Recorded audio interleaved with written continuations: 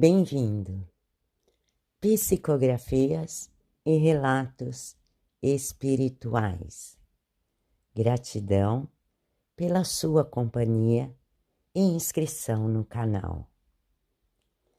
Psicografia do Espírito de Jorge Monteiro, canalizada por Rosa Luzevei, em 2 de fevereiro de 2012. Irmã, vim contar a minha história. Minha última encarnação já faz tempo. Eu vivi nos meados dos anos 40. Eu era um rico lavrador e um tanto ignorante. Me casei muito jovem com a minha Isaurinha, moça bonita, porém sem nenhuma experiência. No começo, ela era muito chorosa e custou a se acostumar com a vida de casado. Eu já era mais maduro e entendia um pouco mais das coisas. No início, ela só pensava em voltar para casa e eu tive que domá-la. Hoje, penso que podia ter sido um pouco mais complacente com ela. Talvez assim ela tivesse me amado antes. Acho que fui imprudente ao forçá-la com isto. Ela pegou birra, fazendo com que a nossa relação se tornasse uma tortura. Mas, bem ou mal, levamos a nossa vida adiante, à nossa maneira. Tivemos 3 filhos, Haroldo, José Luiz e Inácio. Eram 3 meninos levados, que nos enchiam de orgulho. Eles cresceram na fazenda, com todas as regalias possíveis. O mais velho se formou em agronomia, me enchendo de orgulho. O do meio se formou farmacêutico. O mais novo quis ficar na fazenda e seguir a minha profissão. Ele gostava do gado, das plantações, enfim, da terra. Todos se casaram e nos deram vários netos, nos enchendo de alegria. A vida na fazenda era tranquila, até que um certo dia apareceu um cavaleiro, querendo trabalho. E eu estava mesmo precisando de alguém com pulso forte para a lida, e o contratei.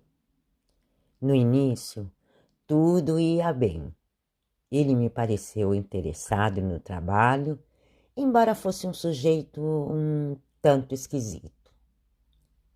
Com o passar do tempo, eu fui ficando meio cismado. Aquele homem já não inspirava tanta confiança. Toda a tarde ele ia até a casa dos colonos e ficava rondando. Aquilo já estava incomodando meus colonos, pois eles tinham filhas moças e não estavam gostando nada da presença daquele homem por perto e vieram reclamar. Eu, como patrão, fui tirar satisfação com o rapaz. Ao me aproximar, notei que ele andava armado. Eu o chamei para uma conversa e disse que não estava gostando da sua atitude, dele estar rondando a colônia. Ele sorriu e disse: "Que isso, patrão? Sou livre para ir aonde eu quiser." Eu senti nele um certo ar de deboche, que eu não gostei. Então, eu disse que ele estava proibido de rondar a casa dos colonos. Ele balançou a cabeça e se foi. Senti ali que ia ter problemas com aquele homem. Mas, enfim, a ordem estava dada. Voltei para dentro com uma certa preocupação e confesso que não consegui dormir direito naquela noite. Sentia um calafrio de vez em quando. Alguns dias se passaram sem que nada de errado acontecesse. Então, eu acreditei que ele não me daria mais trabalho e a vida seguiu normal na fazenda. Era domingo de janeiro. A tarde estava bonita de se ver. Eu e minha Isaurinha tínhamos dado uma volta pela fazenda e tudo parecia estar em ordem. Sentamos na varanda, como sempre no final da tarde, para observar o pôr do sol e ouvir o canto dos passarinhos. De repente, chegou um dos filhos de um dos colonos aos berros pedindo socorro. Minha esposa se assustou com tudo aquilo. Eu, que já senti um certo pressentimento, pedi para ela entrar e fui logo ver o que estava acontecendo. Empunhei-me de um bom chicote e meu facão e fui ter com aquele rapaz. Ao chegar, me deparei com uma briga séria, na qual todos estavam reunidos, dispostos a dar cabo do tal rapaz. Chegando, quis saber do acontecido. Então, fiquei sabendo que ele havia abusado de uma das mulheres dos colonos. A revolta era feia. Tentei dialogar com todos, tentando contornar a situação. Mas os colonos estavam muito revoltados e queriam linchá-lo. A minha situação não era das mais favoráveis. Sabia que o que tinha acontecido não era coisa para se deixar para lá. Mas também não queria saber de morte por ali. Então, tomei a frente e tentei tirá-lo daquela situação. Mas aquele povo estava com tanta ira que não ouvia ninguém. E a confusão começou. Eu, que fiquei no meio naquele momento, senti que cada um tinha que se defender. Então, puxei meu facão e me defendi. Foi uma matança. Todos armados e furiosos.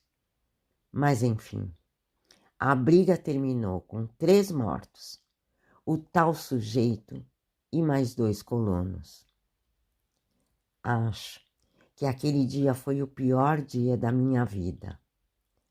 Nunca imaginei tanta dor, tanto sangue, e eu só me defendi. Já de sangue frio, todos se apacentaram, pois havia muita tristeza e arrependimento.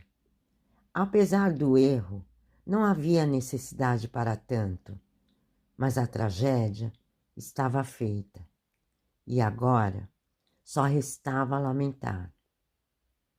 Voltei para casa e peguei meu automóvel e fui até a cidade mais perto chamar o delegado.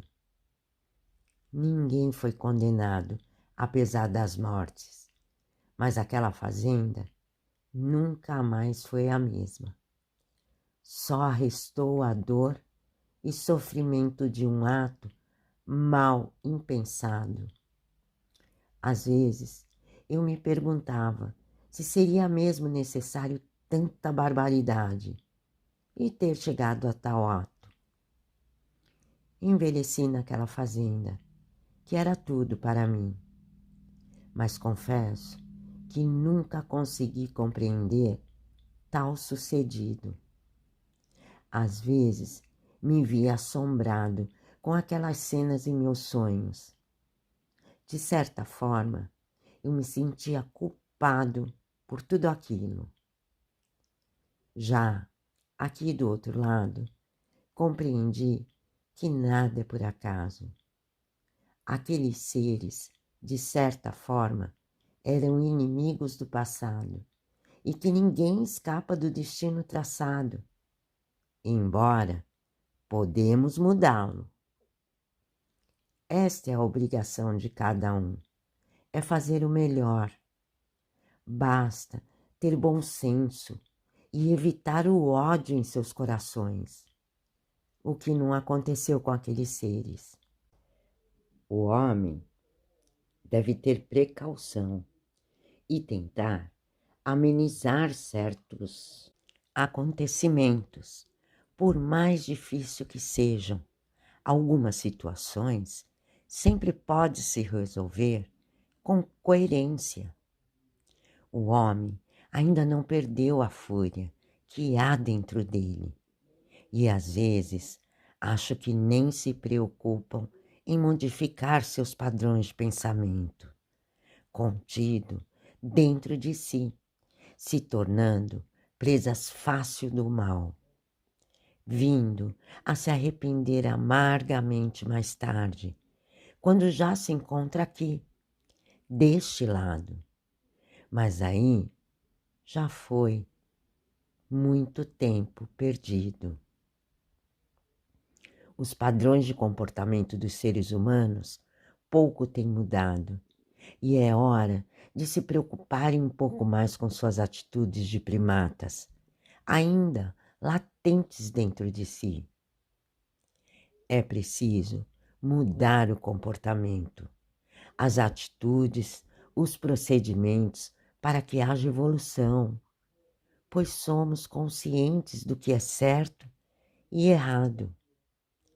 É necessário de praticar mais o amor e apacentar seus atos, sendo coerentes diante de certos acontecimentos, para que se evolua, pois o tempo está passando e é hora de praticar. Pense nisto. Obrigado pela oportunidade de poder me expressar. Me sinto melhor agora. Meu nome é Jorge Monteiro.